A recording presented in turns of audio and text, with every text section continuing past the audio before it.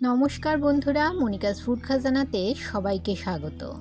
আজ আমি তৈরি করছি আলু ও পেঁপে দিয়ে সম্পূর্ণ নিরামিষ একটি রেসিপি, যা আপনারা সকালের জলখাবার, দুপুরের লাঞ্চ কিংবা রাতের ডিনারে খেতে পারেন। রুটি পরোটার সাথে খেতে ভীষণ ভালো লাগে, আর আপনারা চাইলে ভাতের সাথেও খেতে পারেন এই আলু পেঁপের তরকারি। আর খুব কম সময়েই তৈরি করে নেওয়া যায়। তাহলে চলুন দেখে নেওয়া যাক কীভাবে আমি এই রেসিপিটি তৈরি করি। এখানে আমি 500 গ্রাম ওজনের একটা পেঁপে খোসা ছাড়িয়ে ডুমুডুমু করে কেটে নিয়েছি। আর নিয়েছি দুটো মিডিয়াম সাইজের আলু, এভাবে ডুমুডুমু করে কেটে ধুয়ে নিয়েছি।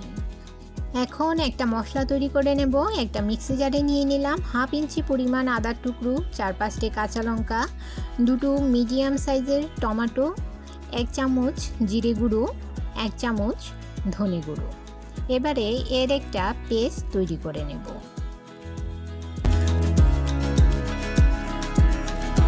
গ্যাসের চুলায় একটা কড়াই বসিয়ে তাতে 3 টেবিল চামচ সাদা তেল গরম করে নিয়েছি। এতে ফোড়নে দিয়ে দিলাম একটা তেজপাতা, একটা শুকনো লঙ্কা, 1 টুকরো দারচিনি, 3টে এলাচ ও 2টো লবঙ্গ। আর দিয়ে দিলাম 1 চামচের 3 ভাগের 1 ভাগ গোটা জিরে। সামান্য নেড়ে নেব। মশলা থেকে যখন একটা সুন্দর গন্ধ বের হবে, এতে দিয়ে দেব ডুমুডুমু করে কেটে রাখা পেঁপে ও আলু। সামান্য নুন ও সামান্য হলুদ গুঁড়ো দিয়ে 2 থেকে 3 মিনিট মিডিয়াম টু হাই হিটে ভেজে নেব।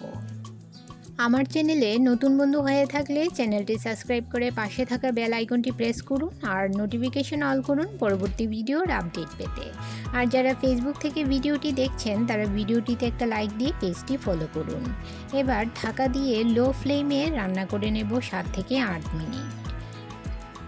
দেখুন আলু ও পেঁপে খুব ভালোভাবে ফ্রাই হয়ে গেছে। এবার দিয়ে দিলাম আদা, কাঁচা লঙ্কা, টমেটো, জিরে ও ধনের পেস্টটা দেওয়ার পর আলু ও পেঁপের সঙ্গে ভালোভাবে মিশিয়ে নিয়ে মিডিয়াম ফ্লেমে 2 মিনিট কষিয়ে নিতে হবে। এবার এতে দিয়ে দিলাম হাফ কাপ পরিমাণ সেদ্ধ ছোলা। এই রান্নায় ছোলা দিলে খেতে বেশ ভালো হয়। ছোলা দেওয়ার পর আলু ও পেঁপের সঙ্গে মিশিয়ে নিয়ে এতে দিয়ে দিলাম পরিমাণ মতো গরম জল। রান্নায় সবসময় গরম জল ব্যবহার করবেন, এতে খাবারের টেস্ট বজায় থাকে। এবার ঢাকা দিয়ে রান্না করে নেব আরও 5 মিনিট। 5 মিনিট পর ঝোল অনেকটাই কমে এসেছে। এবার এতে দিয়ে দিলাম 1 চামচ চিনি। যে কোনো নিরামিষ রান্নায় চিনি দিলে খেতে ভালো লাগে। আর দিয়ে দিলাম হাফ চামচ গরম মশলা গুঁড়ো ও 1 চামচ ঘি। গ্রেভির সঙ্গে মিশিয়ে নিয়ে গ্যাসের ফ্লেম বন্ধ করে দেব ও ঢাকা দিয়ে 5 মিনিট রেখে দেব স্ট্যান্ডিং টাইম। তৈরি হয়ে গেল আলু পেঁপের দুর্দান্ত স্বাদের নিরামিষ রেসিপিটি কেমন লাগলো কমেন্ট করে জানাবেন। আর ভালো লাগলে একটা লাইক অবশ্যই করবেন। আপনার একটা লাইক পৌঁছে দিতে পারে আমার রেসিপি আরও বহু মানুষের কাছে।